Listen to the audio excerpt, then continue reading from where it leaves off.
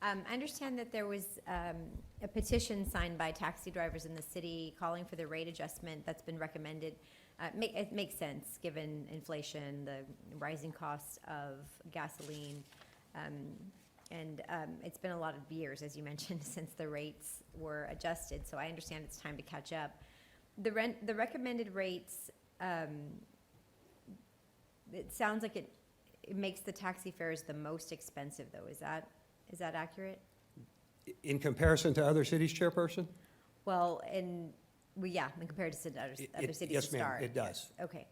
And I'm curious, Dallas has really low rates. And I understand your point about kind of the proximity of hotels near the airport, but do we know how they're keeping their costs that low? I do Or not. maybe it's not their cost, but at least their prices are. Yes, ma'am. I'm curious if we can look into how that's happening. We certainly can. Is this rate competitive compared to rideshare rates? It is. So you'll see on the slide, for example, on taxi cab rates, the TNC rate is $3.75 to start. And obviously, those of us who have taken Uber or Lyft, as you leave the Alamo Dome or you Okay. leave, any big venue in the city at the wrong time, you get charged that increased rate because of the number available. So to pick somebody up, which is basically their drop rate, our research showed $3.75. To leave the airport property is $6.25. And then it increases depending on how far you're going to go in that Uber or Lyft. Okay. And I think it was slide 6, you talked about the proposed amendments. Comparing us to Dallas, it's interesting how their fees are that low. But we want to make sure that the industry is, doing well and surviving. So I understand the recommendation. I do have a question about the extra passengers, though.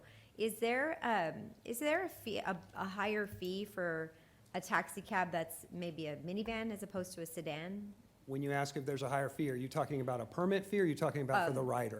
For the rider. For the rider, there is not. So if you Okay. put 4 people in a sedan taxi or 4 people in a minivan taxi, it's the same. Okay. Obviously, the minivan taxi has the ability to take those 2 additional passengers because they have Okay. 6 seat belts for passengers.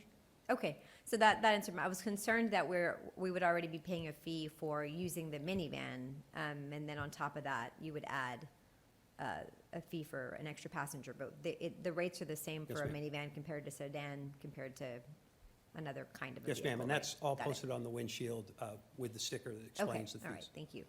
And is there I think it was slide, I'm not sure what slide it was, but the cycle, the group cycle services, is there a limit for the number of permits that are issued for those group cycle services? There is not currently. Okay. The market just hasn't seen. The most we've ever had is 3. We used to have 3 companies with 1 each. We're down to 2 companies, 1 permit with 1 and 2 permits with the Okay. other. So the elimination of the drawing process, is it then just whoever comes to get a permit can get one? As long as they, qualify, right? Correct, yeah, as long as Okay. they meet those Okay. prerequisites, safety inspection, insurance, et cetera, then obviously they would be able to request a permit. Okay. Then the market would decide, okay, the ridership isn't there to support X amount.